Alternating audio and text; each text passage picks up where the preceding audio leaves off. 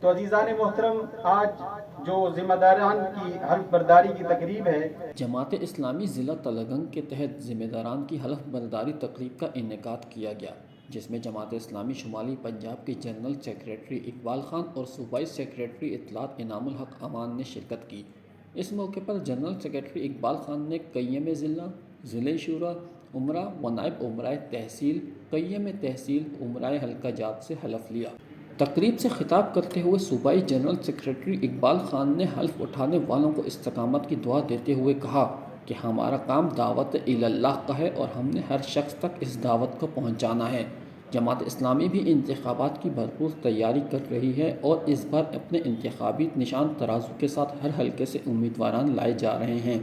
انہوں نے کہا کہ اس ملک کے سماج کے تحت شعور میں، لاشعور میں دینی سیاست کا وہ رنگ جماعت اسلامی نے داخل کیا ہے کہ یہاں سیکولر جماعت بھی اگر اقتدار میں آتی ہے تو اس کے حکمران کو، اس کے لیڈر کو ہاتھ میں تسبیح لینا پڑتی ہے، اس کو مدینہ کی اسلامی ریاست کہنا پڑتا ہے، اس کو داتا دربار میں جا کے ٹوٹیاں لگانی پڑتی ہیں، اس کو رائے ونڈ میں جا کے تعمیرات کرنی پڑتی ہیں، تعاون کرنا پڑتا ہے۔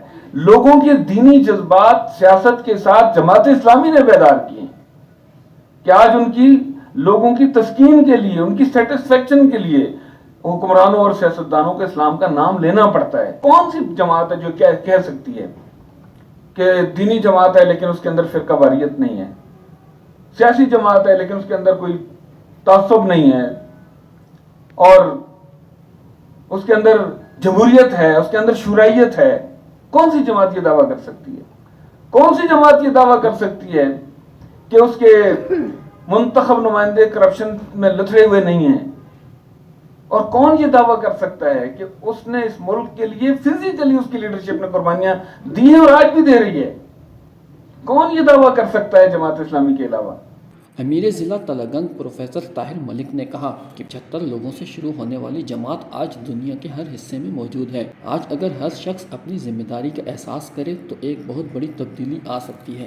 کنتم خیر امت اخرجت للناس، یعنی تم بہترین امت ہو کیونکہ ساری انسانیت کا ذمہ دار۔ اللہ تبارک و تعالیٰ جو ہے خالق کائنات ہیں، انہوں نے پست حوصلگی نہیں سکھائی کہ ہم جی ایک فرد کو ٹھیک کریں گے یا چند لوگوں کو ٹھیک کریں گے۔ پوری انسانیت کی ذمہ داری وہ عالم اسلام کے جتنے، بلکہ پوری دنیا کے جتنے لوگ ہیں ان کا ذمہ دار مسلمان قرار پائے۔